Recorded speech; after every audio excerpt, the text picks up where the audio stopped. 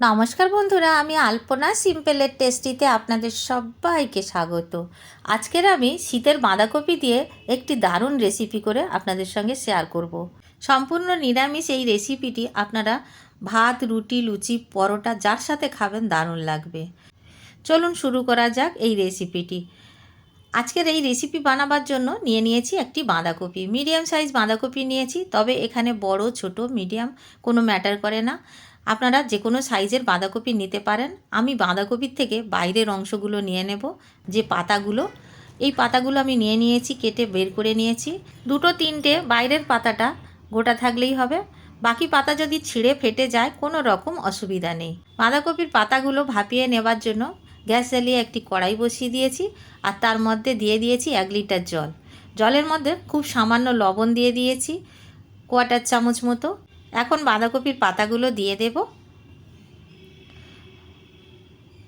সব কটা বাঁধাকপির পাতা দিয়ে ভালো করে ভাপিয়ে নিতে হবে, তবে বেশিক্ষণ সেদ্ধ করার প্রয়োজন নেই, জাস্ট ভাপিয়ে নিলেই হবে। তো সব পাতাগুলো দিয়ে দেওয়ার পরে একটু উল্টে পাল্টে দিতে হবে, যাতে করে তাড়াতাড়ি হয়ে যায়। যত তাড়াতাড়ি গরমের মধ্যে বাঁধাকপিগুলো দিতে পারবো, খুব তাড়াতাড়ি হয়ে যাবে। তো দেখুন, আমি এইভাবে উল্টে পাল্টে সব বাঁধাকপির পাতাগুলো গরম জলের মধ্যে বারবার ডুবিয়ে দিচ্ছি। বেশিক্ষণ রাখার দরকার নেই, এখন আমি তুলে নেব। পাতাগুলো একটু নরম হলেই হবে। জল ঝরিয়ে ঝরিয়ে সব পাতাগুলো আমি একটি স্ট্রেনারের মধ্যে নিয়ে নিচ্ছি। সব পাতাগুলো তুলে নিয়েছি, এখন সাইডে ঠান্ডা হওয়ার জন্য রেখে দেব। এখানে মুগ ডাল আমি ভিজিয়ে রেখেছিলাম 2 ঘন্টা আগে। 2 ঘন্টা 3 ঘন্টা আপনাদের যেমন সময় হবে ভিজিয়ে রাখবেন, তবে মিনিমাম 2 ঘন্টা ভিজিয়ে রাখলেই ভালো। এখন আমি ডালটাকে ধুয়ে নিয়ে মিক্সার জারে দিয়ে ব্লেন্ড করে নেব, একটা পেস্ট মতো বানিয়ে নেব। কিছুটা আমি দিয়েছি এর মধ্যে, সবটা একসাথে যাবে না। এখন আমি ঢাকা দিয়ে ভালো করে ব্লেন্ড করে নিয়ে আপনাদের দেখাচ্ছি। প্রথমবারে আমি এইভাবে শুধু ডালটাকেই কিন্তু ব্লেন্ড করে নিয়েছি। পরের বারে যখন আমরা ডালটা পেস্ট করব, তার মধ্যে কিছু উপকরণ দিয়ে দেব। দেখুন, এইরকমভাবে পেস্ট করে নিতে হবে, একেবারে জল দেওয়া যাবে না, জল ছাড়াই কিন্তু পেস্ট করতে হবে। আর জলের মধ্যে থেকে ডালগুলো আমরা যখন পেস্ট করার জন্য নেব, তখন কিন্তু জল ঝরিয়ে নিতে হবে। এখন আমি সেকেন্ড ব্যাচটা দিয়ে দিচ্ছি। দেখুন, যতটুকু ডাল ছিল বাকি তার মধ্যে দিয়ে 4টে কাঁচা লঙ্কা দিয়ে দেব। তো লঙ্কা আপনারা যেমনটা ঝাল খেতে পারবেন তেমনটা দেবেন, সব লঙ্কাতে ভালো ঝালও থাকে না, তো সে বুঝে দেবেন। লঙ্কাগুলো দিয়ে দেওয়ার পরে 2 ইঞ্চি আদা ছোট করে কুচিয়ে নিয়ে দিয়ে দিয়েছি। এখন পেস্ট করে নেব একসাথে। লঙ্কা, আদা, ডাল একসাথে পেস্ট করে নিয়েছি। এখন আমি একই পাত্রে নিয়ে নেব।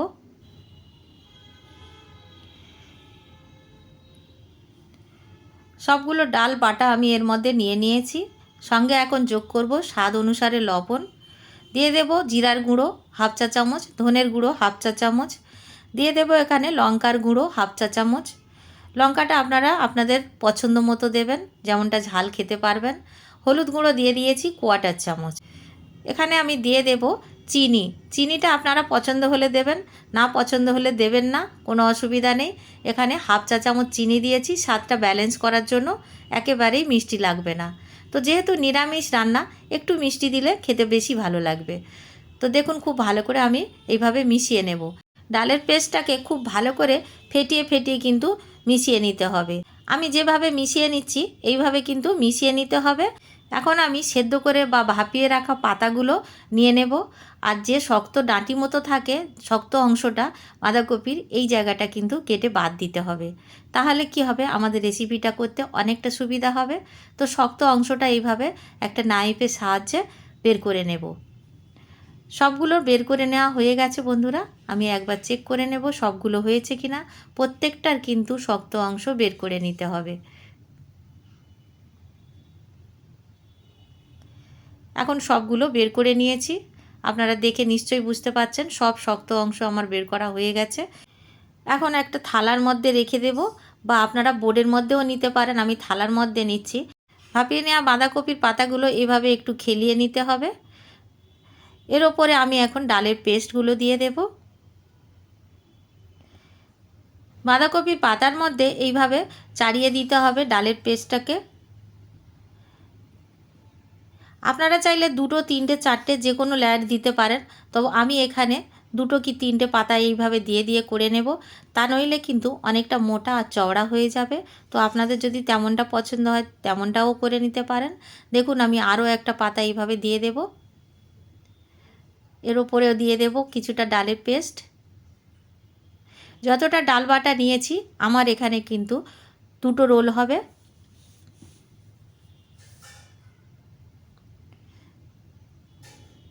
খুব ভালো করে এইভাবে লাগিয়ে দিতে হবে। আরও একটা পাতা দিয়ে দিচ্ছি। দেখুন বন্ধুরা, যেহেতু এই পাতাগুলো ফেটে গেছে তো এইতে কিছু অসুবিধা নেই, আপনারা মাঝখানে দিয়ে দেবেন এরকম যদি ফেটে যায়। আর আপনাদের কাছে যদি আস্ত আস্ত পাতা থাকে তাহলে আর এইভাবে ফাটা পাতা নেওয়ার প্রয়োজন হবে না। তো আমি এখানে ছোট বাঁধাকপি নিয়েছি, সেজন্য ভিতরের পাতাগুলো বেশি পাইনি। যাই হোক, এইরকমভাবে কিন্তু দিয়ে ভালো করে স্প্রেড করে দিয়ে সাইড দিয়ে এইভাবে দুদিকে মুড়ে দিতে হবে। আর এটা কি বলে বোঝাবো বন্ধুরা, আপনারা সবাই জানেন এইভাবে বানাতে। এইভাবে মুড়ে নিতে হবে, যেমনভাবে আমরা কচু পাতার পাকোড়া বানিয়ে থাকি সেইভাবে কিন্তু মুড়ে নিতে হবে। এইভাবে রোল মতো একটা বানিয়ে নিতে হবে। দেখুন কতটা সহজ। এখন আমি এই থালাটাকে সাইডে রেখে একটা ছিদ্রযুক্ত থালা নিয়ে নেব। থালার মধ্যে অল্প একটু তেল স্প্রেড করে দিতে হবে। আমি মাখিয়ে নিচ্ছি এইভাবে তেলগুলো, আর ভালো করে সব দিকটা ভালো করে মাখিয়ে দেব যাতে করে কোনো রকম অসুবিধা না হয়। তো দেখুন বন্ধুরা, ভালো করে মাখিয়ে নিয়েছি। এখন একটা রোল নিয়ে এরকমভাবে দিয়ে দেব, আর একইভাবে আমি 2টো রোল বানিয়ে নেব, যেমনভাবে আগেরটা বানিয়েছি সেইভাবে।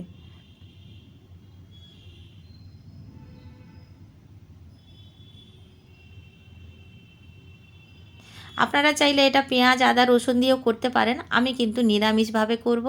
যতটুকু ডাল আমাদের থেকে যাবে এইভাবে রোলটার গায়ে মাখিয়ে দিতে হবে, তাহলে আর কোনোটা নষ্ট হবে না।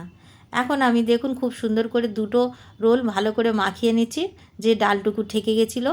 তো দেখুন বন্ধুরা, 2টোই রোল আমি বানিয়ে নিয়েছি। এখন এই থালার মধ্যে রেখে দেব। অপরদিকে গ্যাস জ্বালিয়ে কড়াই বসিয়ে কিছুটা জল গরম হতে দিয়েছি।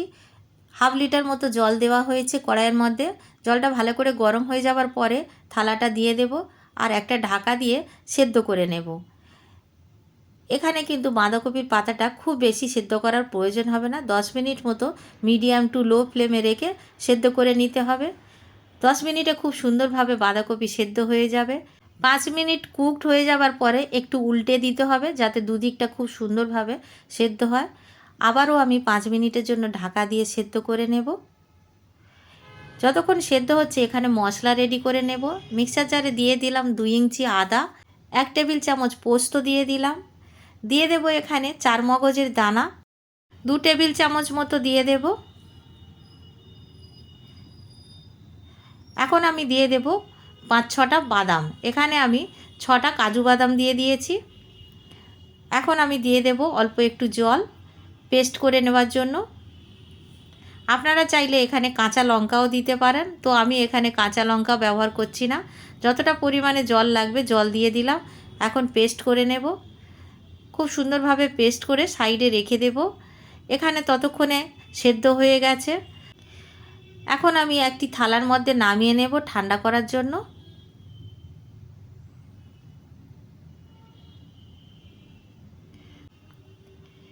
দেখে নেব সেদ্ধ হয়েছে কিনা।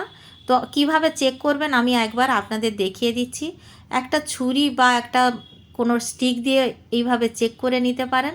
তো আমি এখানে ছুরি দিয়ে দেখিয়ে দিচ্ছি। দেখুন কোনো কিছু কিন্তু লেগে নেই। যদি ডালটা সেদ্ধ না হতো তাহলে কিন্তু ছুরির গায়ে লেগে থাকতো। এখন আমি ঠান্ডা করে নিয়ে কেটে নেব। দেখুন এইভাবে কেটে নিচ্ছি।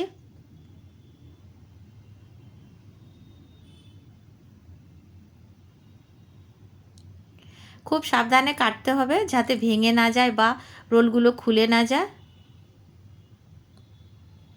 দেখতে দারুণ সুন্দর হবে, খেতেও দারুণ লাগবে।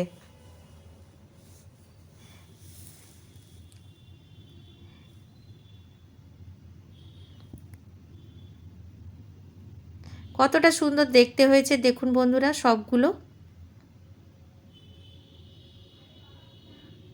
একইভাবে অন্যটাও আমি কেটে নেব।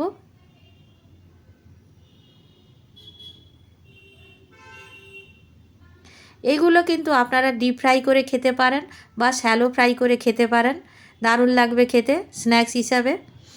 এখন দেখুন কত সুন্দর দেখতে হয়েছে। গ্যাস জ্বালিয়ে কড়াই বসিয়ে দিয়েছি, দিয়ে দেব সর্ষের তেল।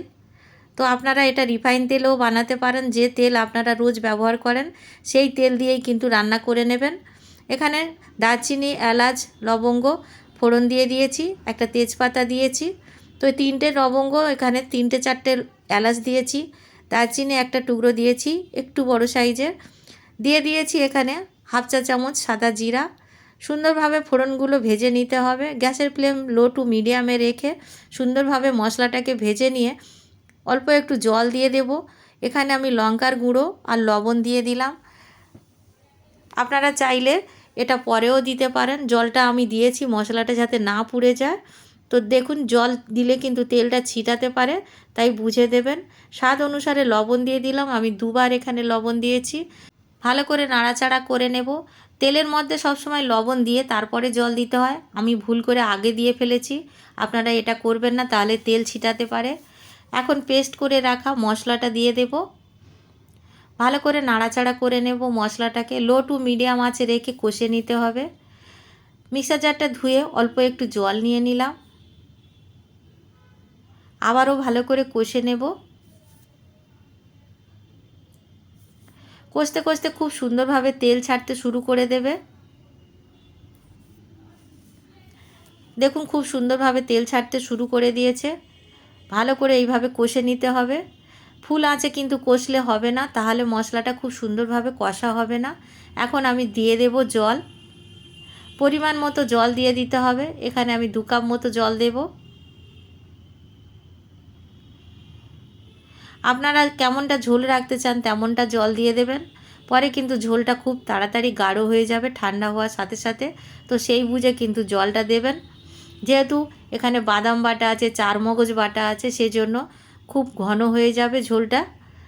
ঝোলটাকে খুব ভালো করে ফুটিয়ে নিয়েছি। 2 থেকে 3 মিনিট খুব ভালো করে ফুটিয়ে নেবার পরে এখন বাঁধাকপির রোল যে কেটে রেখেছিলাম সেগুলো দিয়ে দেব। বন্ধুরা ভিডিওটি যদি ভালো লাগে একটা লাইক করে দেবেন। আমার চ্যানেলে নতুন বন্ধু হলে প্লিজ একটা সাবস্ক্রাইব করে দেবেন। বাঁধাকপির রোল যে কেটেছিলাম সবটা কিন্তু দেব না, অল্প একটু রেখে দিয়েছি ভাজা খাওয়ার জন্য। তো দেখুন বন্ধুরা এইভাবে দিয়ে একটু ভালো করে ফুটিয়ে নিতে হবে। বেশিক্ষণ ফোটাবার কিন্তু প্রয়োজন হবে না। এখানে 2 থেকে 3 মিনিট ফুটিয়ে নিলেই কিন্তু খুব সুন্দরভাবে রেডি হয়ে যাবে। সব কিছু খুব সুন্দরভাবে আগের থেকে কিন্তু সেদ্ধ করা আছে।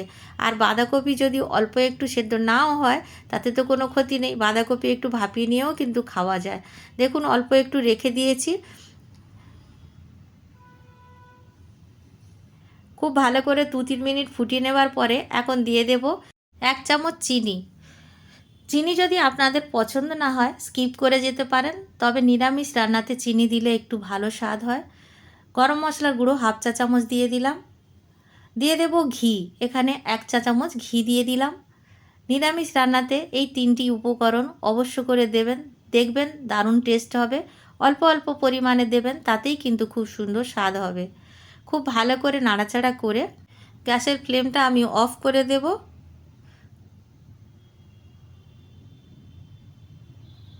ঢাকা দিয়ে 3 মিনিট স্ট্যান্ডে রাখবো বা 5 মিনিট স্ট্যান্ডেও রাখতে পারেন। তারপরে পরিবেশন করব। ততক্ষণে আমি আপনাদের দেখিয়ে দেব যেগুলো আমি ঝোলের মধ্যে দিইনি সেইগুলো কিভাবে ভেজে নিচ্ছি।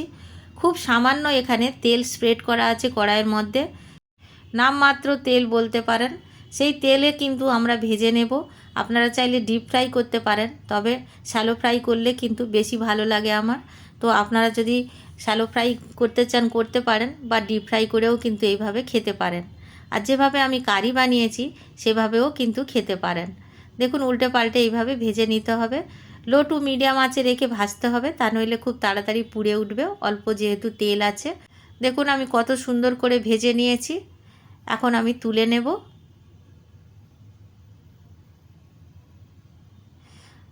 কতটা সুন্দর দেখতে হয়েছে দেখুন। এখন আমরা যে রান্না করে স্ট্যান্ডিংয়ে রেখে দিয়েছিলাম এখন পরিবেশনের জন্য নিয়ে নেব। দেখুন কতটা সুন্দর দেখতে হয়েছে, আর ঝোলটা কিন্তু একেবারে বসে গেছে, খুবই কম ঝোল আছে, এইরকমই দেখতে হবে। আমি একটি প্লেটে সার্ভ করার জন্য নিয়ে নেব। বাড়িতে বানাবেন, কেমন লাগলো কমেন্ট করে জানাবেন। রেসিপি যদি ভালো লাগে একটা লাইক দিয়ে দেবেন। আমার চ্যানেলে নতুন বন্ধু হলে সাবস্ক্রাইব করতে ভুলবেন না যেন। আজকের এই পর্যন্ত, দেখা হবে পরের ভিডিও নতুন কোনো রেসিপির সঙ্গে। সুস্থ থাকবেন, ধন্যবাদ, নমস্কার।